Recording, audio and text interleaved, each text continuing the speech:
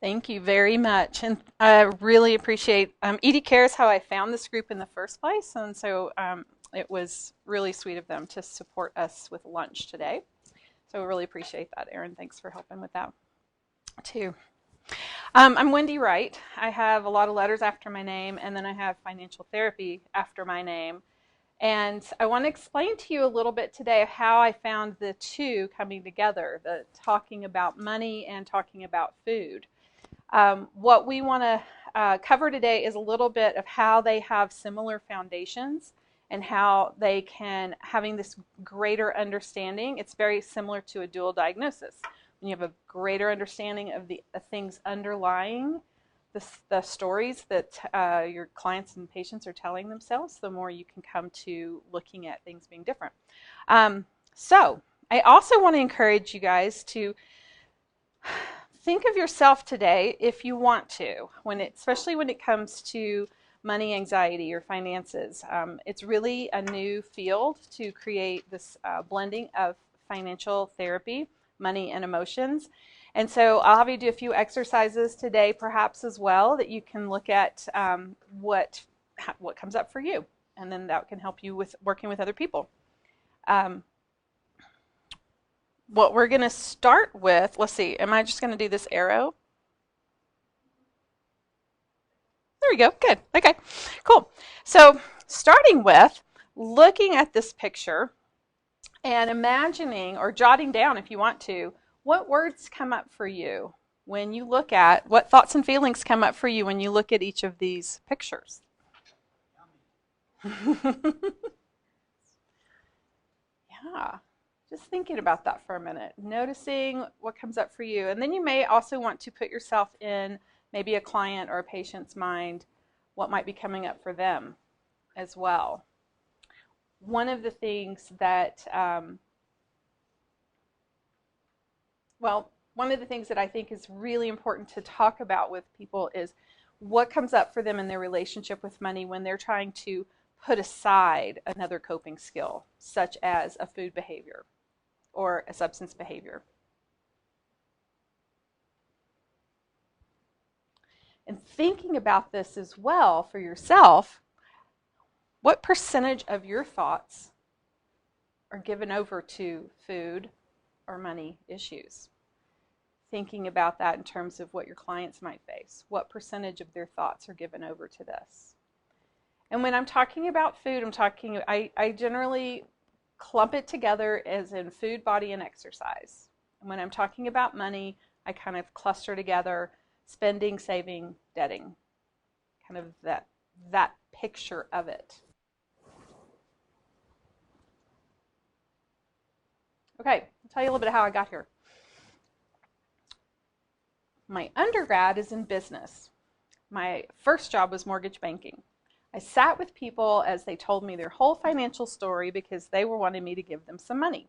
It's very different when they're doing it in therapy because they're just wanting to get a better handle on their money. But with background in mortgage banking, and then I had spent some time as a realtor, spent some time flipping houses.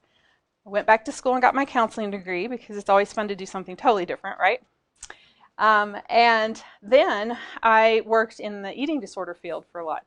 I started private practice in Florida, and in that time period built an IOP in Florida, and then some things changed around there, and then I ended up working at Eating Recovery Center for a while in California and then in Colorado. I will be the first to tell you that my main goal was to live in Colorado so I could ski.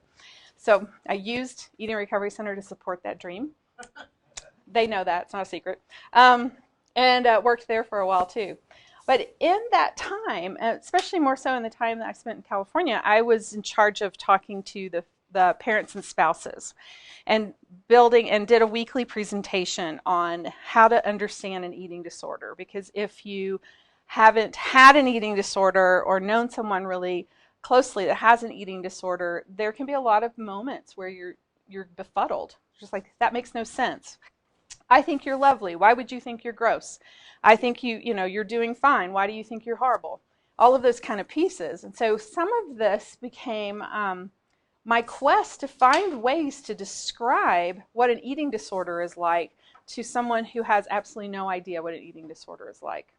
And in that process and through that work, I began to really look at how would this make sense to someone who's never had one, and recognizing that where it's really lying is in our decision-making process.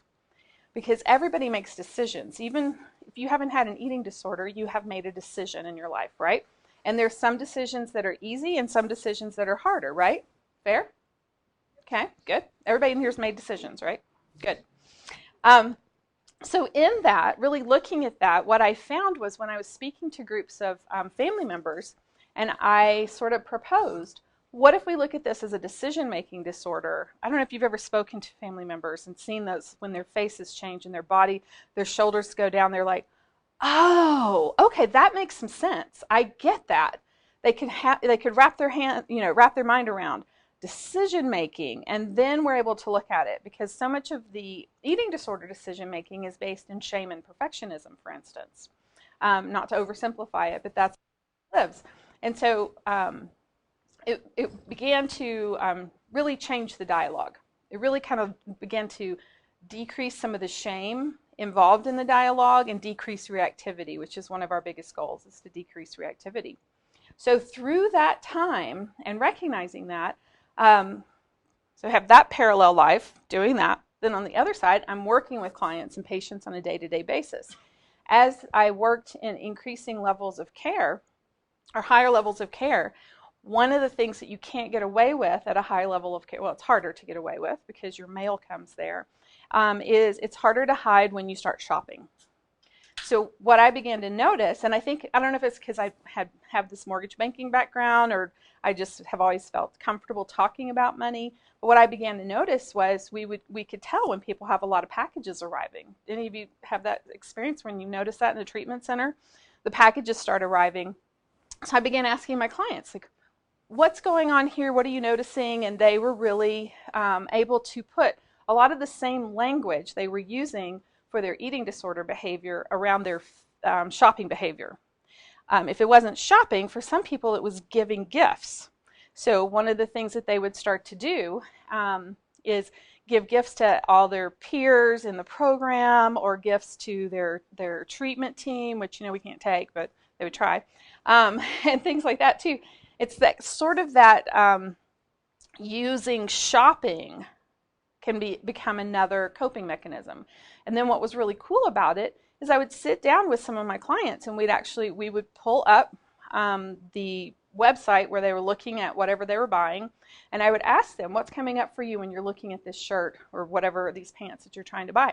And it was so fascinating because they would use some of the same sentences that they would use about an eating disorder behavior, such as, well, I need to do that so that I will be thin, so that I will be liked, to buying this shirt. I want to buy this shirt so I will look thin, so I will be liked, so that I can have some control, whatever it may be. So this really amazed me to see this. Then I also began to see that as I was asking more questions, because I don't know if that makes me a money nerd, it might, because I do like to talk about money a lot. So I'm asking these questions, and one of the other things that I began to uncover is a very common kind of a pattern maybe is the best word, commonality of severe anorexics as in adulthood, because anorexia is a highly rigid life management system, began to be the child that at age 9 or 10 was worried about the mortgage or the rent or these big grown-up money things.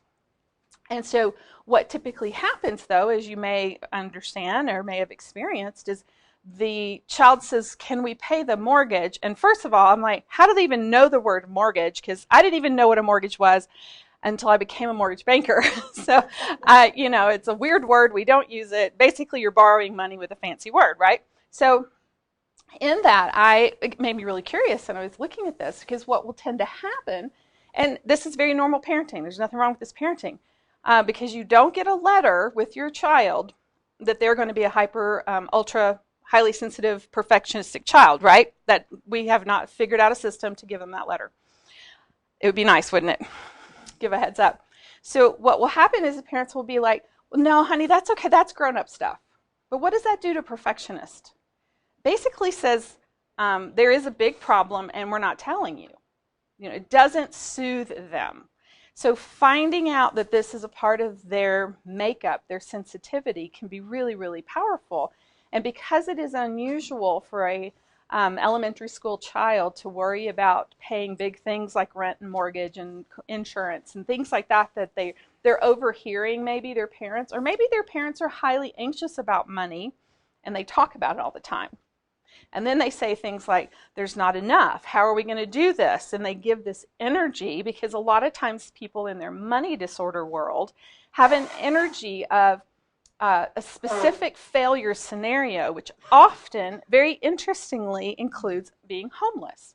I hear I'll either be homeless, I'll be a bag lady, and this can be people who have like 5 different home options between extended family, and like, again, there's no logic to it, but it's very fascinating to me how these become very common themes in this extreme anxiety of the brain structure around this. So with that, I'm looking at kind of this thought of what makes a money disorder. I didn't know yet someone had actually coined this. His name's Brad Kuntz, and they have he's a therapist, and I can't remember where, but he kind of began to coin this phrase. I began to do some research a few years ago and began to find there are a few other people, there's not many, but there are a few other people who are making this connection basically between money and emotions, and how we can use therapy to help with this.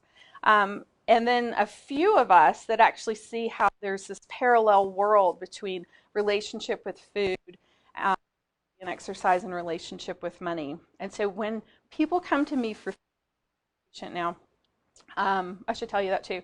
I'm an outpatient now at my office is in Wash Park, and virtual, because there's not very many people who do straight out financial therapy. I do work with people all across America.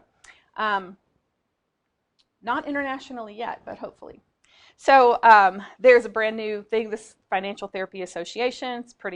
It's relatively new in the therapy world, but it's really helping people validate that if you aren't having the results you want financially in your life, there could be an emotional component.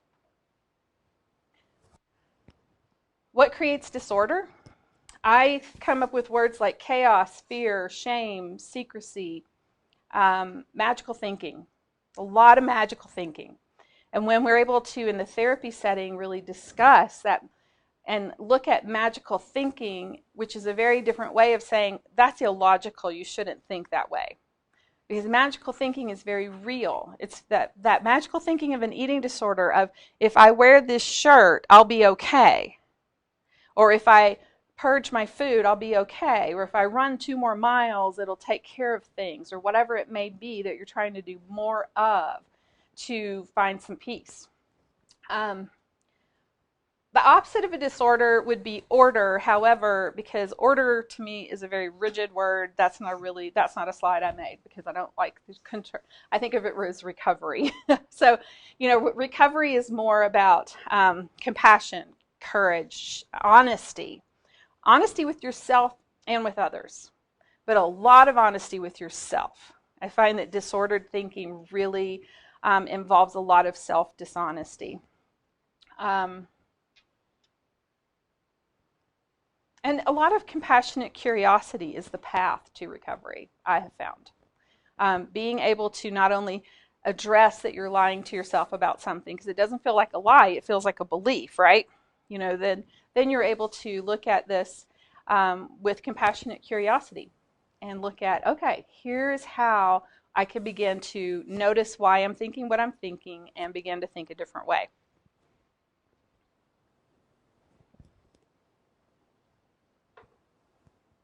Okay, so given this, what do an ice cream truck and a quarter have in common? There's no milkshake for the prize, but they both need you to make a decision. So thinking about why does this kind of also brings up, how many of y'all are part of a treatment facility, with higher levels of care? and know that why does it work? And my struggle was to find a way to explain this to people, the families that come in. For us, it's every day, right? When you're working there. The families that come in, this is brand new stuff, right? So I was really working hard to try to find ways to explain this. That's where this idea of having a decision-making disorder came to my mind. And I found it really helpful. And a lot of family members found it really helpful, which is why in a higher level of care, what we're doing is reducing the number of decisions, which is mostly what patients complain about, right?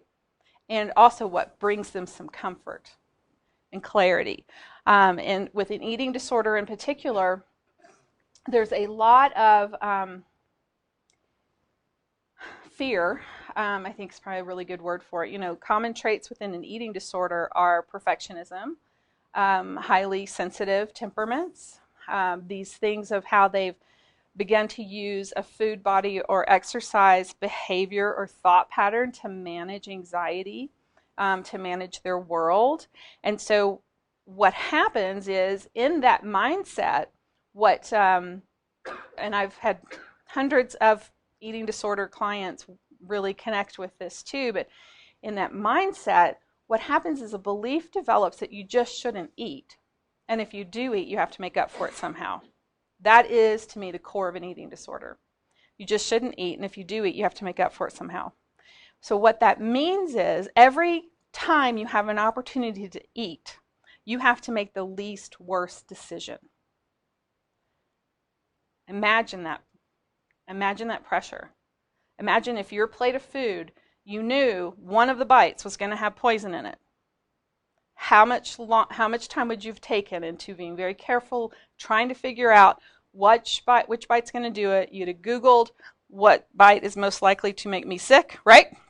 You would have, asked your friends. You might have just avoided it. You might have eaten it really fast to get it over with, right?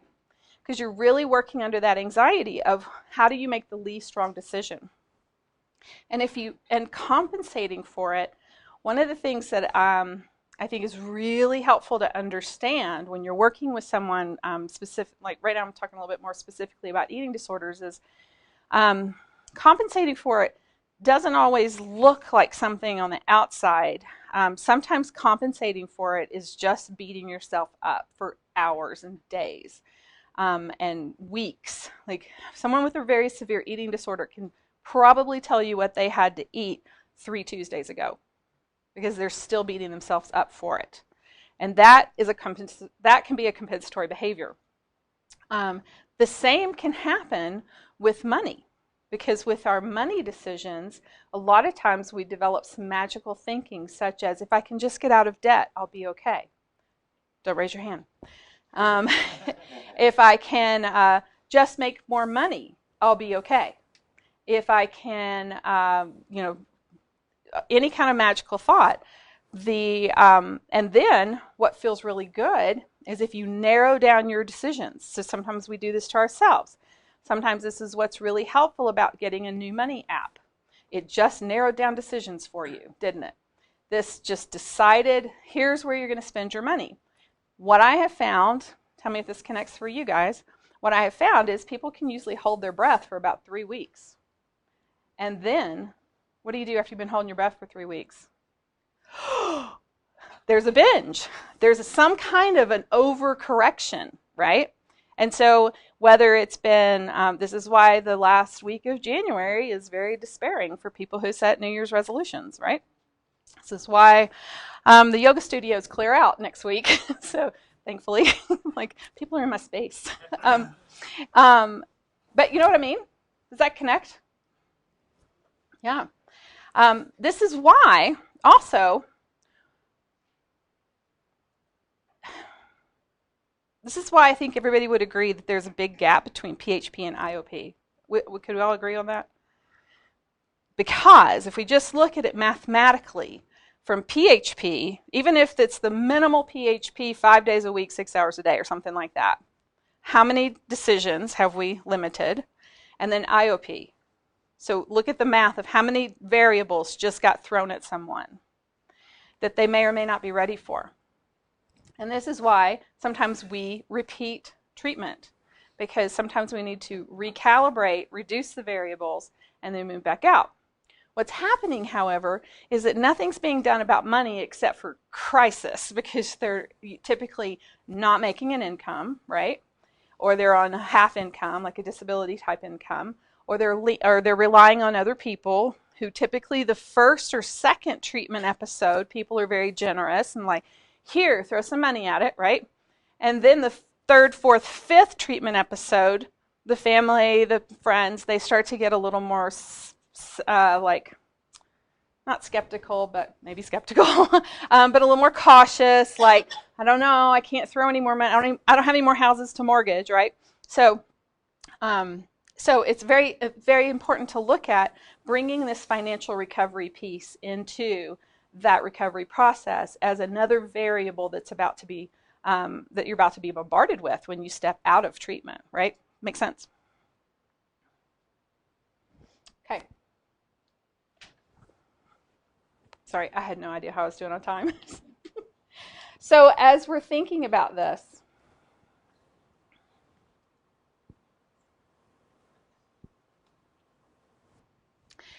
I developed a decision-making matrix, okay? This is literally so hot off the presses, I didn't even print it for you because I just putting these words together. Because this, somehow in this decision-making matrix, I'm going to make an online sort of a course, a self-guided experiential with this. And so we're working on putting the words to it. But your decision-making matrix, in a lot of ways, I see it as either being highly shame-based or highly compassion-based. So kind of pinning on those two words, because any sort of fear of judgment, fear of failure, insecurity can really spark a lot of decision anxiety. Decision anxiety, then, you tend to either like over function or under function, right? Tend to either move from highly rigid to highly chaotic behavior. The more you're under pressure, the more I see you kind of tend to go one way or the other. So if you're having a lot of anxiety, what do we say about people who don't pay their bills, who pay off all their credit cards and then get more credit debt? We tend to say that they're maybe lazy, undisciplined. What are some other words that might come to your mind? Deadbeats, procrastinators, right? Irresponsible. But what if we really are able to switch this and look at this as decision-making anxiety? And that, you know, if we're treating OCD, like we've got to break it down to the smallest next step. Because saying, hey, get a new budgeting app, put all your money in there and just do what it says, can put somebody under the bed. They're just like, okay, especially if they have a lot of perfectionism, right? Because then they can spend hours. Any of you, don't raise your hand. Any of you spend hours, you can raise your hand if you want, but don't. Spend hours setting up a new spreadsheet and looking at how good it looks and using some colors, to use colors, having the font be just right. Yeah, you know what I mean? You know, and then it lasts for less than 90 days, right? Yeah. And why is that? It's not because you're lazy, stupid, or unorganized, or any of that. What we want to do is we want to look at underneath the surface. What's leading the decisions? What's blocking the decisions? And what can help you move forward in a path that feels like you can, one of the phrases I use a lot is how you want to feel like you can own your own money. A lot of people do not feel like they own their own money. They feel like either they're making decisions that their parents would want them to make, or whatever their friends are talking about at dinner, especially if you have a lot of all or nothing thinking and perfectionism. Yeah, we work with those, right? Then you're sitting at dinner and somebody says, oh, I did such and such with my money, and then that becomes a rule for you, right? If you have a lot of perfectionism, a lot of rigid thinking, ideas become rules very easily. Fair? Does that make sense? So we want to be able to look at this with compassionate curiosity, not judgment. So, any questions so far? Okay, that was your last chance for questions. No, I'm kidding. One of the things, So a couple of the things that I like to bring up for people too, with that same thought of bringing this into a judgment-free zone, really looking at stuff with compassionate curiosity. I hope you say that 10 times this week in some way, shape, or form. Makes a big difference. To me, what I like to help people to look at, whether it be eating disorder or trying to parent or support someone with an eating disorder, or money issues, disordered issues, things like that too, is what is the difference between shame and guilt? One of the ways that I describe it, I know you probably all have your ways of describing this difference, is shame has a spiral and guilt has a remedy. And that really helps us because we want to pause and we want to look at that and we want to say, because maybe they did just get a debt consolidation loan and then maybe they did go buy something else on their credit card. I had several people already do that in the last 3 weeks, and so they feel this despair and shame, and they're spiraling. So then they make another purchase with their credit card. And there's nothing wrong with credit cards. So it's important to look at, we're not going to judge the money decision. We want to look at what's driving the behavior. Credit card debt is not the end of the world. Student loan debt is not the end of the world unless you believe it is. And then you act accordingly, right? Just as if in an eating disorder, not having the perfect body feels like the end of the world. And every decision becomes aggregated to not have the not perfect body. There's a lot of knots in that. You know what I'm saying? Okay. So the same can be true if every decision, and this is what trips up people a lot, if every decision is based on not being in debt, it's kind of like not thinking about the pink elephant. You think about it, and everything, and then you start looking at the rationalizations that you tell yourself about that next credit card purchase. Which one of the best ones is there's going to be some points involved? Don't raise your hand. We don't have to do the math. But most of us have spent more money on interest than we ever got back in points. Too. So, and again, it's not to judge it, but to look at it. Okay, if that's what happened, then there's a remedy. We'll look for what's the next step instead of the shame spiral that leaves you all really working through that. So there are three, there's more, but there are three sort of characteristics about money and food changes that I think is helpful to look at, that is part of why they are similar. And this can be applied to other sort of symptom substitution issues, but these in particular, neither one of them typically can be cold turkeyed, okay? So you can't cold turkey money, typically, and you can't cold turkey food 99.9% of the time, okay? Probably 100% of the time. Also, your mistakes or the patterns that you're engaging in with these are not logic-based. However, there's a lot of articles on how to eat or spend logically, right? So if you think about, did you not know better? Well, sure they did, but it's not about knowing better, because that, how it is when you're rationalizing something, that only applies to other people, right? Not you. That is rationalization. And that shame-based thinking that, we know lives in that place that where that belief is that I am uniquely flawed, right? So if I listen to a podcast about money, or I read an article, or or read about a diet and all this kind of stuff, that it might not, or even if you read a headline that diets don't work, that shame-based I am uniquely flawed says, well, that's great for everybody else, but me, I need to do it, right?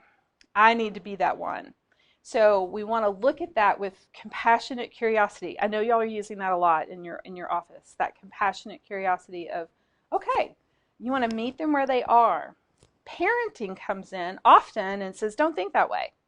A lot of the coaching I do for parents, which now I'm more, my private practice is more full with financial therapy, and also some eating disorders, some people who want to work on both, which is a fantastic therapeutic experience. If you know of anyone that would want to work on both, please send them my way. But I'm also doing more parental consultations, because parents are they're just making honest, well-intentioned, gobbledygook of stuff sometimes by saying, you've got this, or let's, you know what I mean. That's another presentation, but you know what I mean, right? Okay, so supporting parents with that before, during, and after a treatment episode is something else that I do. Okay, so if we're looking at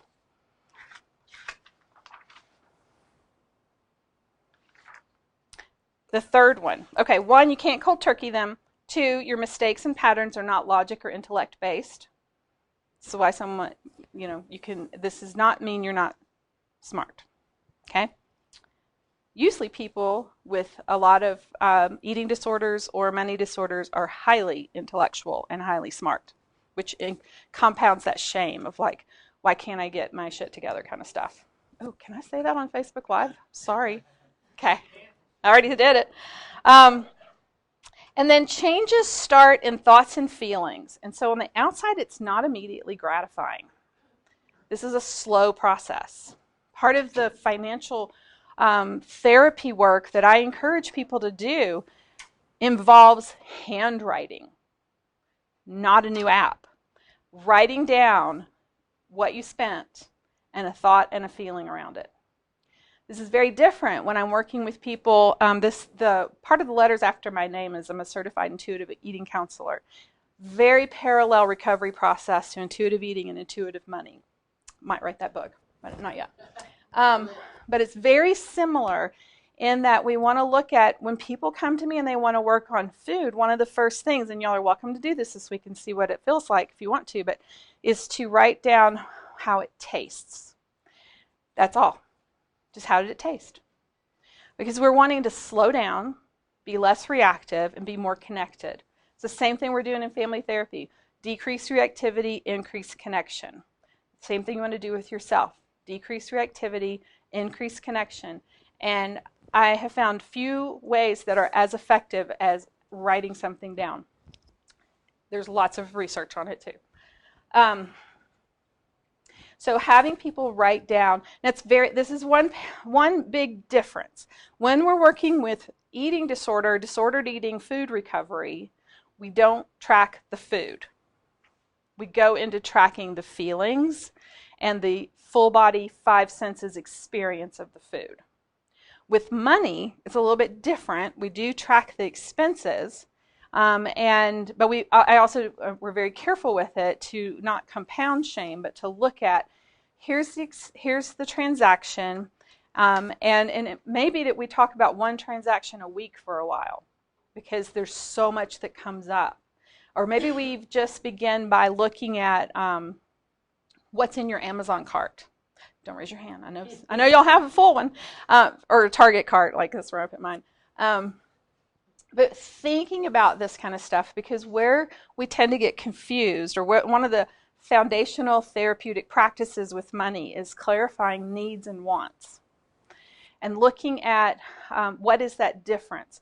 Now, in a couple weeks, I'm speaking to a group for couples, but really it's whoever your financial partner is, because your financial partner could be a parent or a child.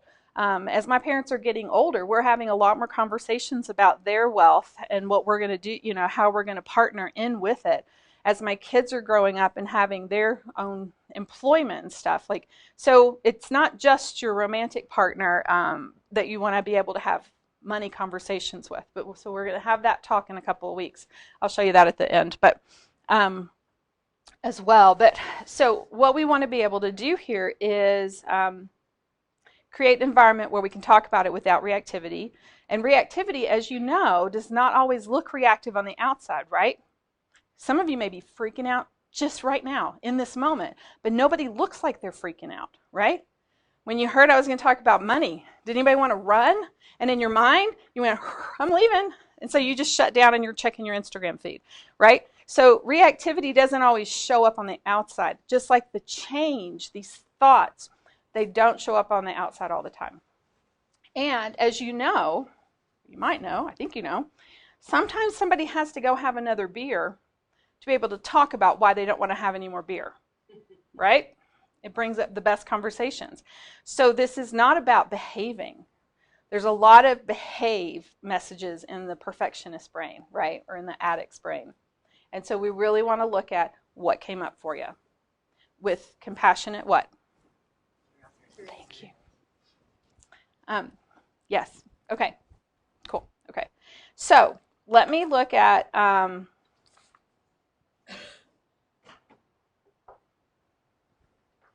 let me just give you guys, I'm going to write on the board because I didn't even have it typed up yet, the decision-making matrix. And then we'll talk about what's next. Oh, is there a marker? Great. All right. So tell me what you think about this.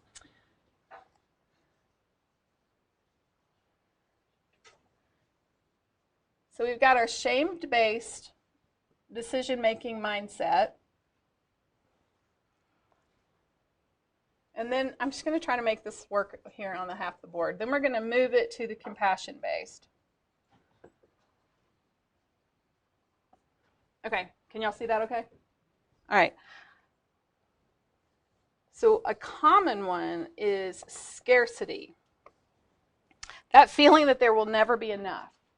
And if the feeling, that's really the belief that there'll never be enough, beliefs direct behaviors. Are we all good on that part? Beliefs direct, oh, because that's a whole nother talk, and I'll do it if I need to. You with me? Okay. So then we want to move to sufficiency, which is more of that feeling of I can trust myself to meet my needs. Okay? Another shame-based mindset is an avoidant mindset. And this can show up in the feeling of there will always be enough. You ever been shopping with there'll never be enough and there'll always be enough? Let me tell you how they go to Costco. Because when they go to Costco, there will always be enough tends to lead and put stuff in the cart as they're walking through. And then there will never be enough comes behind and takes stuff out of the cart because we can't afford it. Can't afford it. Can't afford that either. And they're getting mad at there's always enough, right? Because they're like, do you not understand there's never enough? Why can't buy anything? Then they get to the checkout line because they don't know this is going on yet. Then they get to the checkout line and there will always be enough, looks at the cart and goes, where's the kayak? And there will never be enough, says we can't afford a kayak. But you're already in the checkout line. You know what the checkout line at Costco is like, right? Yeah, so they're already in the checkout line. They're like, okay, then they have a big fight. Or maybe they react silently. That's the best reaction, right? Silent, seething. And they get in the car and they fight all the way home. Have you ever had this happen? Don't raise your hand. Don't raise your hand. But you know what I'm talking about? So those two beliefs are directing behaviors, right? And then they direct a fight. So we want to move from avoidant to more aware.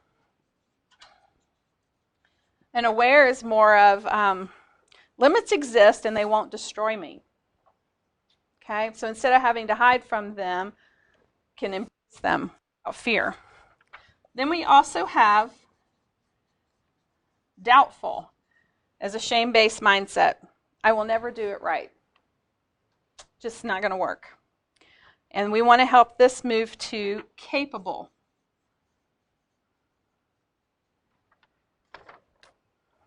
More of a mindset of I'm intuitive and I'm capable. I don't know about you guys, but often a lot of what I feel like I do is help people regain their connection to their own intuition and learn to trust their intuitive self. Oh, like intuitive eating. Oh. I just put that together so y'all saw it. Okay, another one is victim mindset. It's someone else's fault, right? And we want to be able to shift this to an ownership mindset. More of, I'm responsible for my own future. We also have the secretive mindset. which is don't talk about it, okay? We don't talk about it, don't talk about it, it's not going to be talked about. And we want to move that to an honest, more of an honesty mindset. I have a right to speak my truth. Talking about the issue will empower me. Then I have two more. A highly perfectionist mindset, which sort of lives in that belief you cannot make a mistake. And I mean it. You cannot make a mistake. I'm serious. Don't make one. Okay? Then we're going to move to forgiving. And this is more of the belief, the underlying foundational belief here is that mistakes are essential to learning. And then one more, commonly found is a skeptical mindset. Don't trust anyone, to an open mindset. People will be there for me and I can trust myself to use healthy relationships. Now, one thing that I think is really empowering about looking at this as a decision-making matrix is that in this, sometimes your external decision is the same. Sorry. Yeah. Because within this, you may still not buy the kayak, okay, at Costco. Because, well, you don't have enough money. I'm kidding. But what we might still do is, and we might still get a turkey sandwich. But when we know we're coming from a place of, I'm in charge of my future, I'm being honest with myself, this is really what I want, and so the decision might be the same. As you know with boundary work, I say all the time, boundary work begins in your brain. So it's really more of your internal boundaries with yourself. This is about your internal dialogue and how it shows up in your decision making. So if you look at one of the prime examples of where this all comes together is in a restaurant in front of a menu. If you've worked with people, have you ever worked with people with eating disorders very much? Like really? Okay, nothing scares them more than a menu, because what is a menu? Now you know. It is a matrix of decisions that are wrong. Right? Okay. So now, and the bigger the menu, the more room for error. And so then if they also have money disorder, money fear, money shame, money, all this stuff, then it's a whole nother layer of a matrix. So now we have a double matrix, right? You might as well just leave. This is why, and oftentimes what will happen, so it's really helpful to know once you look at all this, especially when I was working at ERC and a lot of the patients were coming from out of town, 9 times out of 10, the family members, again, they don't know. They're not being mean. But the first thing they want to do is pick them up at the airport and go out to eat. Hell to the no. Please don't. So now they understand why that's hard. Now they understand why you don't want to party when someone comes home because a party is a bunch of variables, right? Okay. So, I probably need to wrap up. So I have some exercises and things like this. I'm going to be putting this into more of an online, personal, self-guided course kind of thing. So if you're interested in that, feel free to email me for that. Because what you want to be able to do is take some intentional breaths, make some concrete intentions, and name some concrete actions. And using SMART goals. Everybody know what your SMART goals are, because that's another talk and I'll have to do it. So even just noticing this, practicing this on your own. We're not going to go through it today because I think we're out of time. And then here is the information on mine and ours, Couples Talking Finances with the Pledgettes, which is a really cool little group that someone has made of women talking about money. If you want more information on that, you can email me here as well. And, you got paper in front of you too, so feel free to use that. For that, I'd love any questions, thoughts. Mm-hmm. What are some of the prevention kind of concepts that you would give someone who maybe notices that they have one of those children who worries about the mortgage at age 4? Yeah, exactly. Well, it's about meeting them where they are and looking at naming, something along the lines of, I hear that you may be afraid of something. Let them talk about it. Great example, my oldest, my kids are 26 and 28 now, but when my youngest was probably about 4 or 5, and he would say he was afraid of the fire in his room, and it's, so I was like, what are you talking about? Turns out he thought the humidifier was a fire. Okay, so that compassionate curiosity of like, I could have, fortunately, I was compassionately and curious, but, I could have said, there's no fire, dummy, go back to bed. But as we talked about, so just talking about what is it they're afraid of. They may, if you have a mindset of there's never enough money, then what your kids may grow up with is a fear that it's about to blow up at any moment. And my life blew up financially 10, 12 years ago when I got divorced. And so we've had a lot of conversations about it, and I know you can come through it. So it's like there's, we know we can come through it, but when a kid experiences it, they don't know you're going to come through it. So good question. Yeah. Others or comments? Is this new material? Is this new stuff for you? Food for thought. Ironic, pun intended.